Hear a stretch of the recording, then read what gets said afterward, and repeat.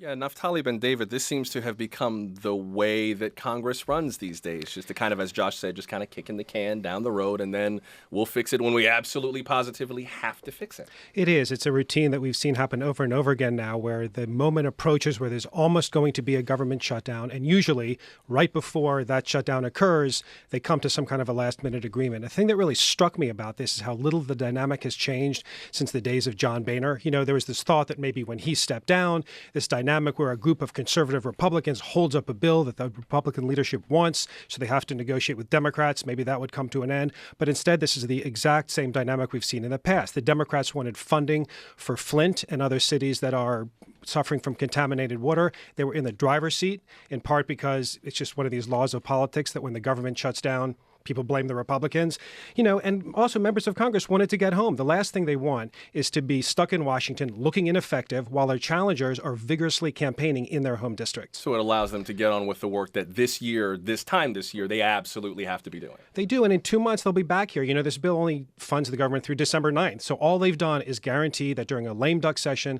they'll be back here having the same arguments, taking the same votes. Cheryl Gay Stolberg, what do you make of all this? Well, I was going to say this may have been compromised, but this was compromise sort of at the barrel of a gun, right? And the gun of the November elections, just like Naftali said, these lawmakers can't go home empty-handed and with a government shutdown. And frankly, this is like Groundhog Day. Really, we are seeing this over and over and over again in Congress. The most basic function of Congress is to fund the government. It's the only job they absolutely have to do.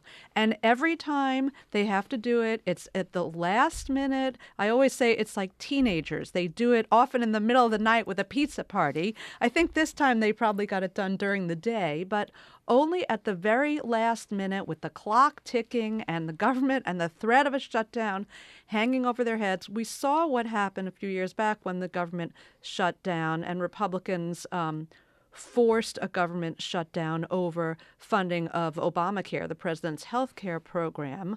They insisted they were not going to fund the government unless Obamacare was defunded. The government was shut down. It accrued very poorly to Republicans around election time. They were punished for it. So I suppose they learned their lesson. But I wouldn't necessarily call this a happy or easy compromise. So really just the threat of the election kind of forced everything onto a unique timetable. Right, like better do your job or guess what? You might get fired.